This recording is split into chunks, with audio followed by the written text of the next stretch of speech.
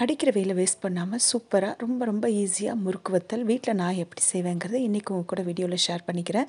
ரொம்ப simple and easy recipe தான்.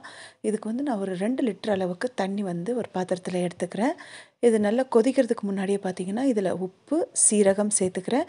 கூடவே ஒரு 2 டேபிள் ஸ்பூன் அளவுக்கு இஞ்சி பூண்டு பேஸ்ட்டு, காரத்துக்கு தேவையான அளவு பச்சை மிளகா நல்லா நைஸாக அரைப்படணும்னா அதுக்கு கூடவே கொஞ்சம் கல்லுப்பு சேர்த்துக்கிட்டோம்னா நல்லா அரைப்படும். ஸோ இப்போ இதையும் சேர்த்து நல்லா அரைச்சிட்டு இப்போ இந்த தண்ணியிலே சேர்த்துக்கலாம். கூடவே வந்து கருப்பு எள்ளு சேர்த்துக்கிறேன். இந்த மாவு வந்து புழுங்கலரிசி மாவு, கூடவே பச்சரிசி மாவு. இது கழுவி காய வச்சு மிஷினில் கொடுத்து அரைச்சிட்டு வந்து வச்சுருக்கிறது. இப்போ இந்த மாவு வந்து நான் இதில் சேர்த்துக்கிறேன். ஃபஸ்ட்டு வந்து புழுங்கலரிசி மாவு சேர்த்துக்கிறேன். 3 பங்கு புழுங்கலரிசி மாவு சேர்த்துக்கிறேன்.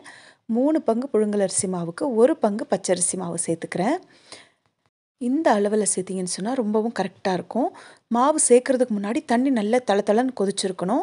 அதுக்கப்புறம் மாவு சேர்த்ததுக்கப்புறம் சிம்மில் வச்சிடணும் ஃபுல்லாக. ஒரே 1 நிமிஷம் மட்டும் அதுக்கப்புறம் வந்து சிம்மில் அடுப்பில் இருந்தால் போதும். ஸ்டவ் ஆஃப் பண்ணிவிட்டு இறக்கிட்டு நல்லா ஒன்று கூட்டி இந்த மாதிரி கிண்டலாம். 2லேருந்து 3 நிமிஷத்துக்குள்ளேயே கிண்டிடலாம். இதுக்கு வந்து ஒரு பருப்பு மத்தோ இல்லாட்டி ஒரு கரண்டியோ இருந்தால் போதும். நல்லா ஒன்று கூட்டி 2லேருந்து 3 நிமிஷத்துக்குள்ளேயே கிண்டிடலாம். நல்லா ஒன்று கூட்டி கிண்டிட்டு இந்த பதம் வந்ததுக்கப்புறமா கட்டி இல்லாமல் இந்த பதம் வந்ததுக்கப்புறமா அப்படியே மூடி போட்டு ஒரு 15 நிமிஷத்துக்கு வச்சிடலாம்.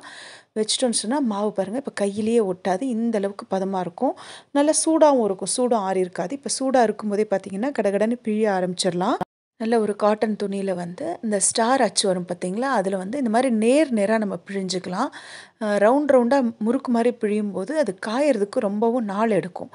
அதே நீங்கள் இந்த மாதிரி நேராக வந்து பிழிஞ்சிட்டோன்னு சொன்னால் உடனே அது வந்து காஞ்சிரும் ஒரே நாளில். இது வந்து பார்த்திங்கன்னா ஒரே நாளில் காஞ்சிருச்சு வத்தலை. மேற்கொண்டு வேணும்னு சொன்னால் கூட 2-3 நாள் காய போட்டு எடுத்துக்கலாம். வண்டு வராமல் இருக்கும். பட் இது ஒரே நாளில் காஞ்சிடுச்சு. இப்போ இது வந்து வறுத்தே காமிக்கிறேன் பாருங்கள். ரொம்ப ரொம்ப ஈஸியாகவே வந்து போட்டுடலாம். எவ்வளோ சிம்பிள் அண்ட் ஈஸின்னு உங்களுக்கு பார்க்கும்போதே தெரிஞ்சிருக்கும். நம்ம காட்டன் துணியில் இது வந்து பிழியறதுனால டக்குன்னு எடுக்கவும் வரும் துணியிலேருந்து. அப்படியே எடுத்துகிட்டு நீங்கள் நெக்ஸ்ட்டு ஒரு 2-3 நாளைக்கு கூட காய போடலாம்.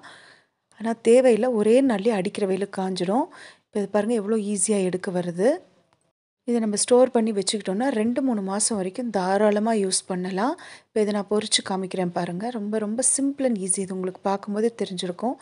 இதில் வந்து இந்த எள்ளு, இஞ்சி பூண்டு பேஸ்ட் வந்து கண்டிப்பாக போடுங்க. அப்போ தான் நல்ல ஸ்மெல்லாக இருக்கும்.